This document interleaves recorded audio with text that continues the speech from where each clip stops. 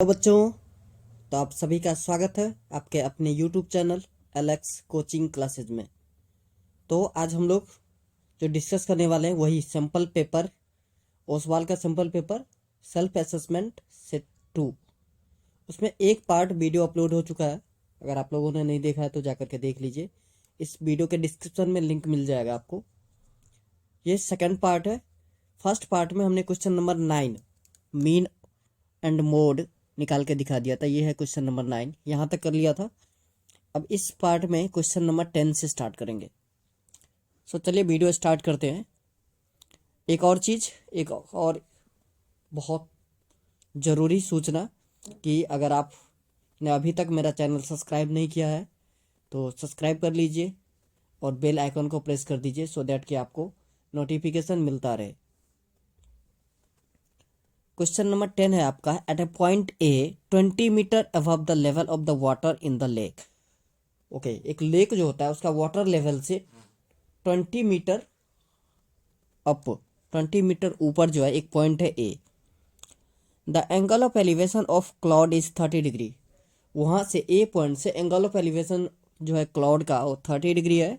The angle of diffraction of the reflection of the cloud in the lake is 60 degree. और A point से angle of depression, वो जो cloud का reflection हो रहा है वो है आपको 60 डिग्री दे दिया है। Find the distance of the cloud from A. तो ए से क्लाउड का डिस्टेंस क्या होगा ये आपको फाइंड आउट करना है। चलिए फिगर देख लेते हैं। बेटा ये देखिए, ये आपका जो है वाटर लेवल है। ये जो लाइन आप देख रहे हैं ना, ये वाटर लेवल है। अब क्या बोला था, वाटर लेवल से 20 मीटर अप एक पॉइंट है ए, तो ये मैंने बना दिया है 20 मीटर। यहाँ पर एक पॉइंट है ए, ठीक है। अब ए से क्या बोला था बेटा, 30 डिग्री। क्लाउड सपोज कीजिए कि सी क्लाउड है आपका, तो क्लाउड कहाँ कितना एंगल बन रहा है, 30 डिग्री। तो ये मैंने 30 डिग्री बनाया है, ठीक है।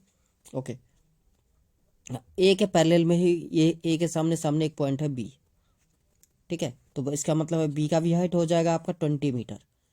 अब ये B2C जो है, जो क्लाउड है, उसका हाइट हमने लेट कर लिया है h। क्या लेट किया है बच्चों, h। ओके, अब ए पॉइंट से जो क्लाउड का रिफ्लेक्शन आ रहा था लेक में, वो कितने डिग्री एंगल के साथ, 60 डिग्री डिप्रेशन एंगल। तो एक चीज़ बताइए, जो ऊपर जो है वो कितना है, h, और ये 20, तो पूरा डिस्टेंस क्या हो गया बेटा, h प्लस का 20। तो नीचे का भी डिस्टेंस वही हो जाएगा आपका h प्लस का 20। यही चीज़ मैंने यहाँ पर लिखा है, फिगर में आपको दिख रहा होगा।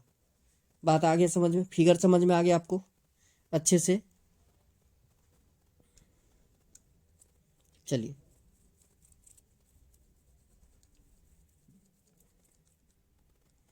तो आप यहाँ पर लिखोगे लेट, ये क्वेश्चन नंबर 10 है आपका, let A B the point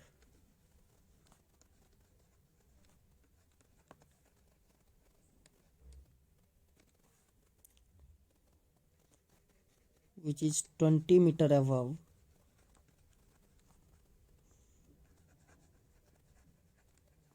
from water level,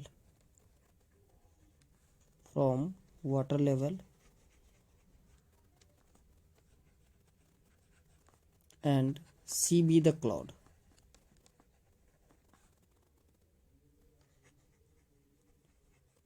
C be the cloud। बात आ रही है समझ में, ओके। तो आपको क्या डिस्टेंस निकालना था बेटा, ये तो मैंने बताना भूल गया। डिस्टेंस निकालना था, find the distance of the cloud from A. Okay, A से क्लाउड का डिस्टेंस मीन्स ए सी हमें निकालना है। Okay, so in triangle a b c, in triangle a b c 1030 degree is equals to बेटा क्या होगा, ध्यान से देखिए, ये 1030, तो ये सामने वाला परपेंडिकुलर हो गया, ये परपेंडिकुलर, यहाँ पे 90 डिग्री बन रहा है, तो ये परपेंडिकुलर और ये बेस हो गया, ए बी बेस हो गया, ठीक है।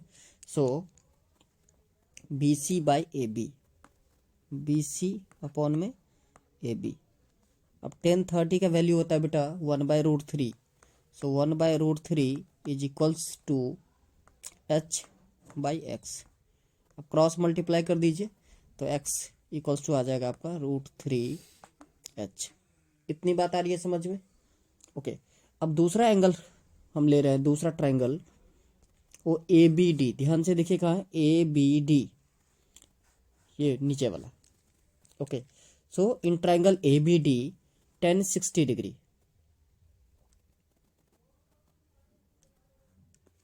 इन ट्रायंगल ABD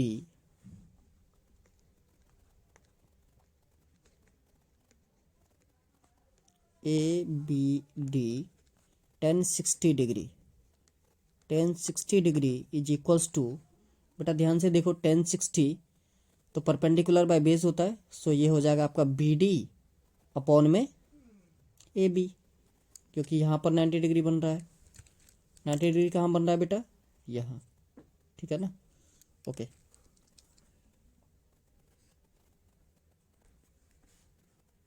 BD अपॉन में AB। सो tan 60 डिग्री का वैल्यू होता है बेटा √3, so √3 is equals to BD। BD का वैल्यू क्या हो जाएगा? तो बेटा देखो, यहाँ से यहाँ तक h+20 है आपका, ये वैल्यू कितना है? h+20, और क्या ऐड हो जाएगा? 20। सो h+20 + 20 क्या हो गया बेटा? h+40। तो आपको BD का वैल्यू मिल गया h+40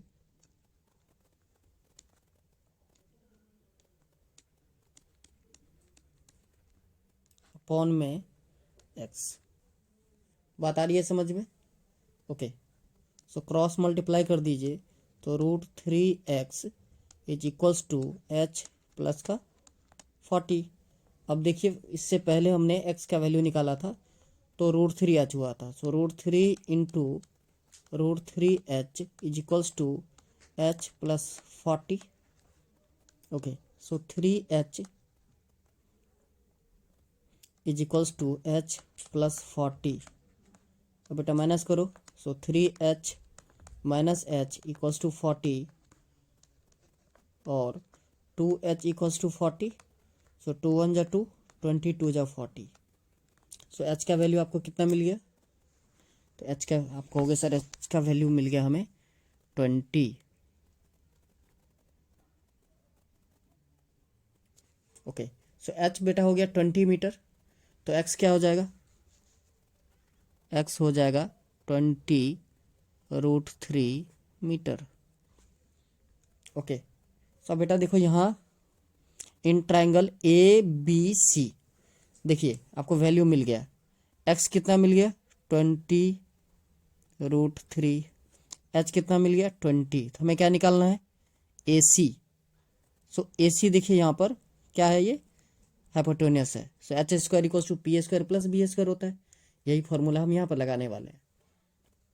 सो हमको AC निकालना है, तो AC इक्वल्स टू हो जाएगा बेटा √over of AB² plus BC², AB² plus BC²। So AB means x है, तो x का वैल्यू है आपका 20√3 स्क्वायर प्लस 20 का स्क्वायर। सो 20√3 मीन्स 20 का स्क्वायर बेटा 400 और √3 का square 3, so 400 into 3 plus 400। So √ओवर ऑफ 1600 इक्वल्स टू 40 मीटर।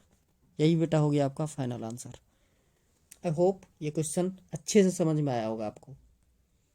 चलिए next question, question number 11, sorry 10 के ही एक और पार्ट है,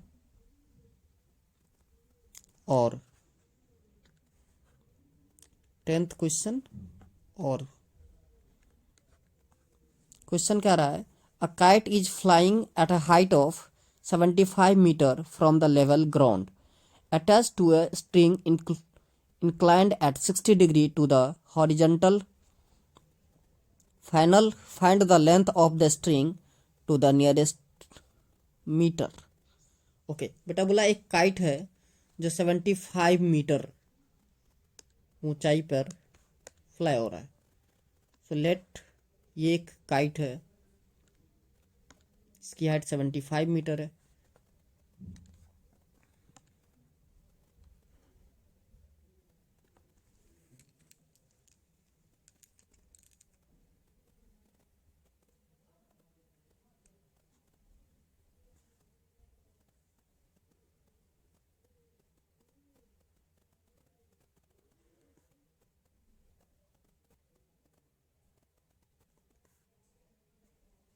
ओके, तो बेटा ये हो गया आपका ए,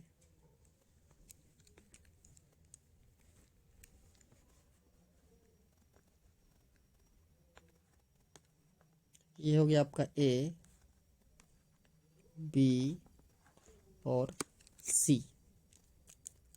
व्हाट? सी। एंगल आपको बेटा दिया था 60 डिग्री, तो आपको निकालना है ए सी। क्या निकालना है? A C, length of string निकालना है अपने को। सो क्या लिखोगे? Let A B the kite. बेटा ये आपका है 75 metre. Let A B the kite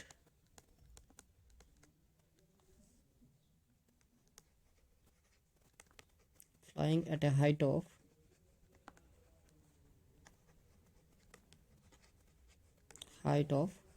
75 meter. So in triangle ABC, अब ट्राइंगल ABC में हमें निकालना क्या है? तो हमें AC निकालना है बेटा, ठीक है। और AB गिवन है, तो परपेंडिकुलर और हाइपोटेन्यूस में साइन थीटा का रिलेशन होता है। So sine 60 degree is equals to perpendicular means AB by hypotenuse AC। Okay, sine 60 का वैल्यू होता है बेटा √3/2। So √3/2 is equals to, AB का वैल्यू आपको पता है 75 और AC का वैल्यू नहीं पता। So √3 AC is equals to 150। So AC is equals to 150 by √3। इतनी बात आ रही है समझ में? ओके, अब क्या करना है बेटा? रेशनलाइज कर देना है आपको। So AC equals to 150 by √3 multiply √3। सी हो क्या? 150 √3 बाय 3। सो 3 1 जा 3, 50 3 जा 150। ओके, सो 50 √3। अब बेटा √3 का वैल्यू आप पुट कर सकते हैं या यहीं भी आंसर छोड़ सकते हैं। 1.73। तो 3 5 जा 15, 7 5 जा 30, 35 36, 5 3 8। सो 86.5 मीटर, यही हो गया आपका length of the string.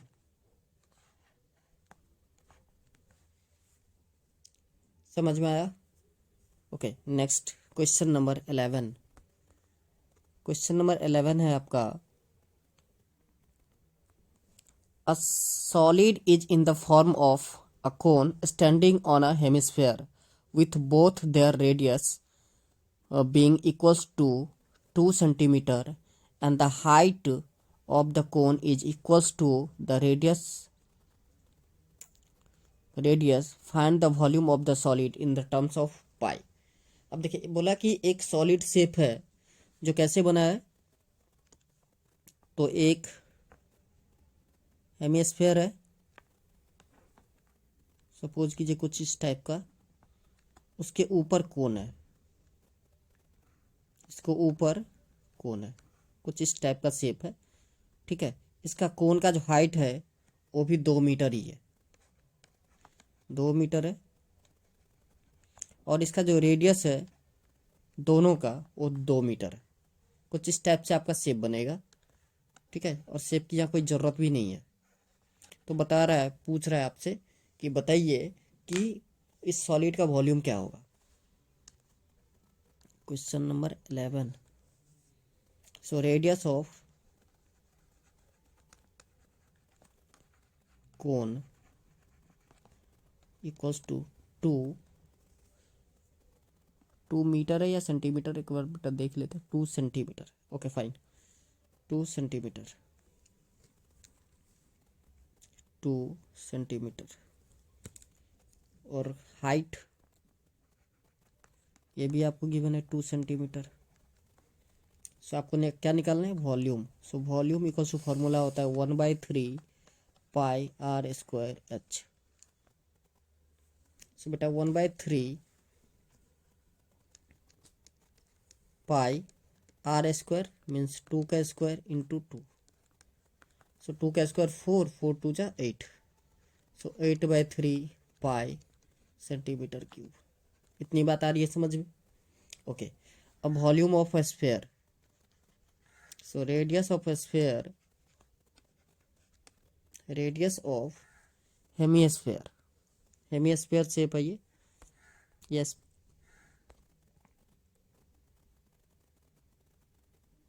Hemisphere है। Okay. So radius of hemisphere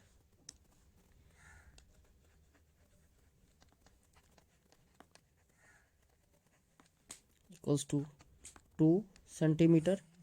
सो इसका भी वॉल्यूम आपको निकालना। तो वॉल्यूम इक्वल्स टू फॉर्मूला हो जाएगा 2/3 पाई आर क्यूब। सो 2/3 पाई का वैल्यू बेटा ऐसे ही रहने दो, एंड 2 का क्यूब। सो 2/3 पाई और 2 का क्यूब हो गया आपका 8। सो 8 2 जा 16, 16/3 पाई सेंटीमीटर क्यूब। अब क्या निकालना है, पूरे सॉलिड का अगर वॉल्यूम निकालना चाहें तो क्या करेंगे, प्लस कर दीजिए। So volume of solid, solid shape is equals to 8/3 pi plus 16/3 pi centimetre cube. So 8 plus 16 24, 24/3 pi. 3 1 जा 3, 3 8 जा 24। So 8 pi centimetre cube, 8 pi centimetre cube. आप चाहो तो यहाँ भी आंसर छोड़ सकते हो, नहीं तो आप वैल्यू पुट कर दीजिए। सो 8 इंटू 3.14। सो 8 4 जा 32, 3 8 11 1 25.12 सेंटीमीटर क्यूब। चलिए, आई होप ये क्वेश्चन समझ में आया होगा आपको। इजी, इजी है बेटा, इजी, कुछ है नहीं। ओके। अब देखिए बोला in the given figure O is the center of the circle, MN is tangent to a circle at A. If angle MAB equals to 60 degree, find angle ABN and angle ANB। Figure आपको given है तो आपको निकालना है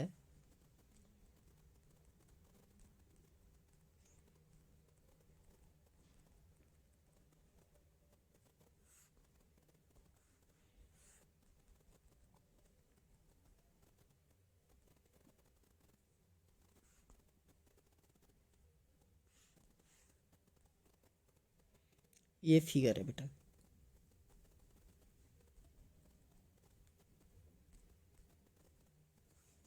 figure आपको दिख रहा है, ये फिगर गिवन है। इस फिगर में आपको बताया था कि टेंजेंट जो है वो आपका AMN है, ये टेंजेंट है आपका, ये पॉइंट ऑफ कांटेक्ट है, ठीक है, और ये कॉर्ड है इस सर्कल का। तो इसमें जो है हमें क्या क्या निकालना था, तो हमें वैल्यू जो निकालना है वो निकालना है ABN, मतलब ये वाली एंगल निकालना है आपको ABN, ये वाली एंगल, ठीक है। दूसरा और क्या निकालना है, दूसरा और जो आपको वैल्यू निकालना है वो है ANB, ANB। देखिए कहाँ है ANB।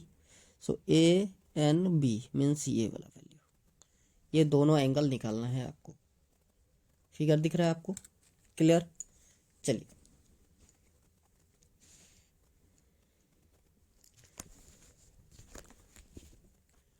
सिंपल सा सेंटेंस लिख देना है आपको। क्वेश्चन नंबर 12,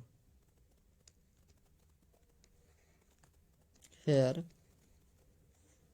या given that O is the center of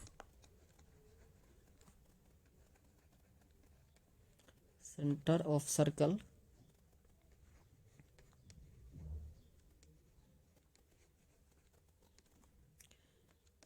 MN is tangent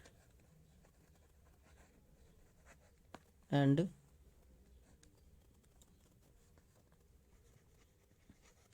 A is the point of contact. A is the point of contact.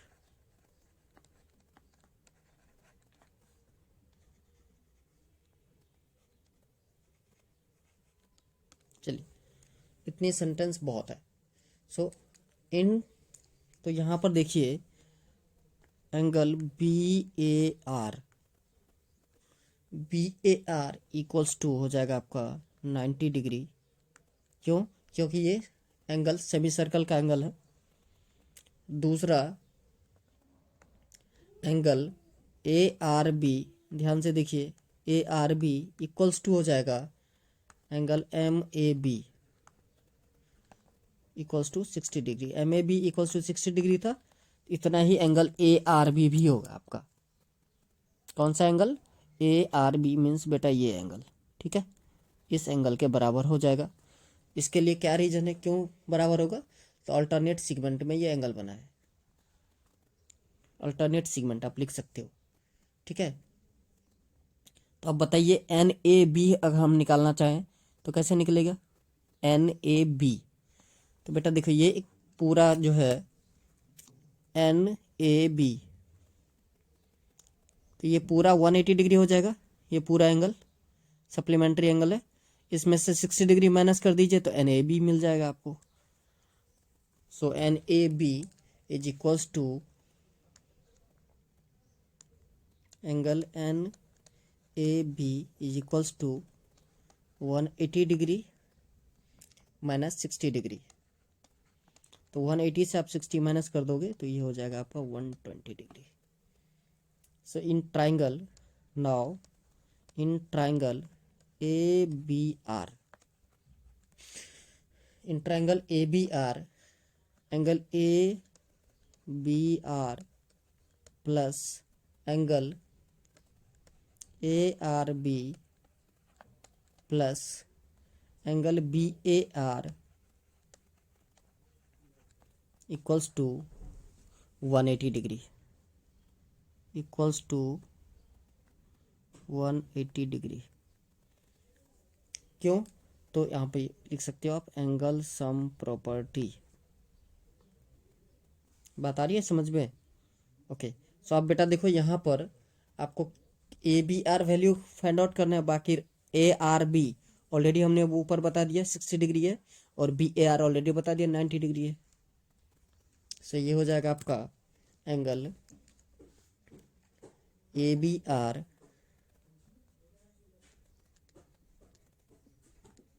Plus 60 degree plus 90 degree is equals to 180। So angle A B R is equals to 180 degree minus 60 degree, sorry 150, 90 plus 60 150, तो ये हो गया आपका 30 degree. Angle A B R का value हमें मिल गया 30 degree.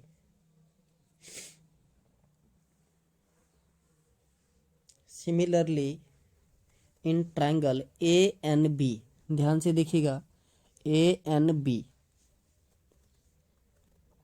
In triangle A N b, so a N b में angle a N b plus angle n b a, N b a plus angle BAN equals to 180 degree. क्यों आएगा 180 degree बेटा? ये भी एंगल सम प्रॉपर्टी हम use कर रहे हैं। तो देखिए ए यहाँ पर बेटा देखो NBA, हमने तो ABR निकाला है, तो देखिए ABR और NBA दोनों एंगल सेम ही होगा, एक ही एंगल तो है ये। सो यहाँ पर आप लिख सकते हो angle ABR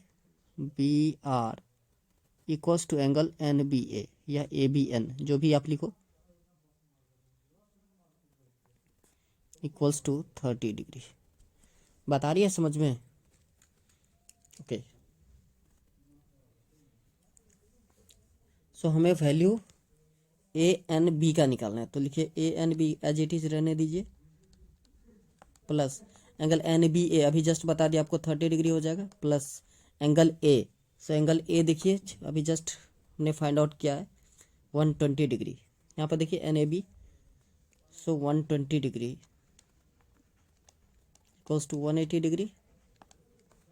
so 120 plus, so angle ANB equals to हो गया बेटा 180 माइनस 150, तो ये भी हो गया आपका 30 degree.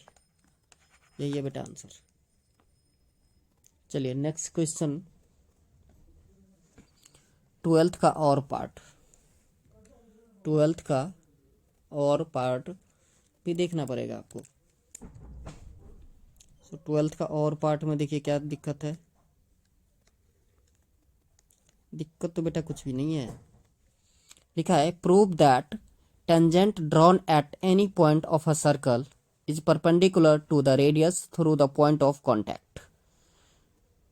Prove that tangent drawn at any point of a circle, prove कीजिए कि टेंजेंट जो ड्रॉ करेगा any point of the circle, किसी भी सर्कल के किसी भी पॉइंट पर, is perpendicular to the radius, radius के परपेंडिकुलर होगा through the point of contact, point of contacts.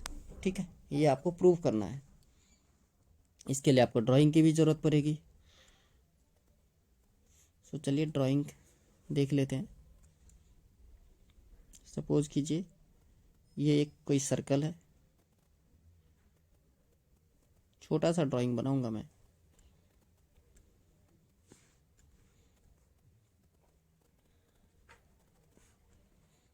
एक टेंजेंट खींचना है। सपोज कीजिए कि ये एक टेंजेंट है,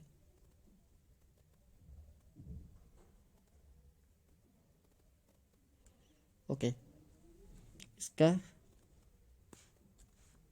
सपोज कीजिए ये सेंटर है, तो यहाँ से लाइन मैच कर दीजिए पॉइंट ऑफ कांटेक्ट पर,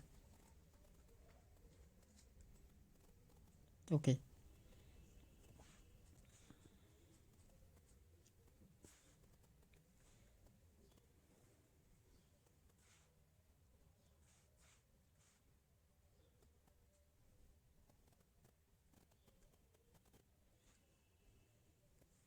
बेटा ओ सेंटर है आपका,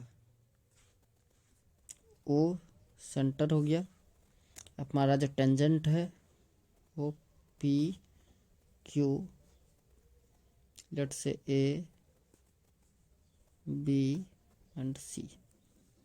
इतनी बात आ रही है आपको समझ में?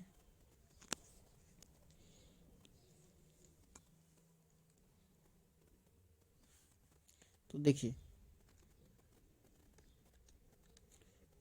here PQ is tangent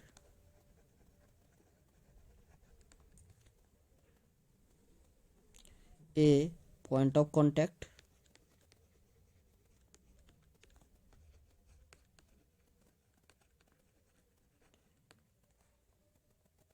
and OA and OC are radius। इतनी बात आ रही है आपको समझ में? Construction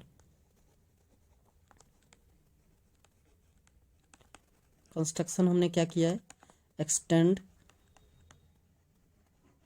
radius OC to OB, ठीक है। ओके, टू प्रूव, हमें प्रूफ क्या करना है भैया, प्रूफ करना है O A perpendicular to O A perpendicular to A B, ये हमें प्रूफ करना है। ओके, तो चलिए स्टार्ट करते हैं। सबसे पहले देखो ओ ए इक्वल्स टू ओ सी, क्यों, तो रेडियस है ये,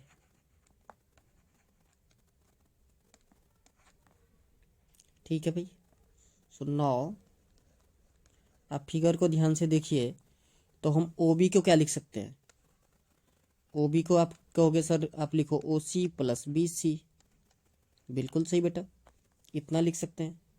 अब आप फिगर को ध्यान से देखिए, तो आपको क्या दिख रहा है कि ओ बी जो है ग्रेटर है ओ सी से, बिल्कुल। ओके, सो अब देखो बेटा, ये रेडियस जो होता है वो क्या होता है, पॉइंट ऑफ कांटेक्ट पर परपेंडिकुलर होता है। पॉइंट ऑफ कांटेक्ट पे क्या होता है, परपेंडिकुलर। सो ये 90 डिग्री हो गया, तो ये ट्रायंगल देखिए ओ ए बी एक राइट एंगल ट्रायंगल है, ओ ए बी एक राइट एंगल ट्रायंगल है, तो जिसका सबसे हाईएस्ट सबसे लॉन्गेस्ट साइड क्या हो जाएगा, ओ बी। इसका मतलब है कि ओ बी बड़ा हो जाएगा किससे, ओ ए से, सिंपल सी बात है। ओके, वही मैं लिखने वाला हूँ यहाँ पर। सो हम यहाँ पर लिख सकते हैं O B is greater than O A. इसका मतलब बेटा ये कि ओ ए क्या हो गया, सबसे छोटा हो गया। तो एक आपने पढ़ा होगा, एक थ्योरम है, लिख ही लीजिए, shortest distance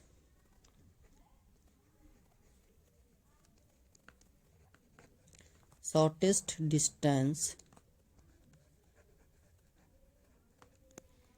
of a point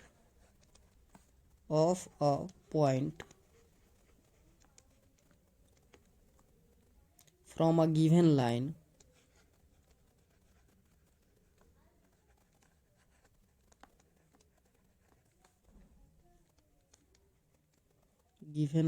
is perpendicular to the radius।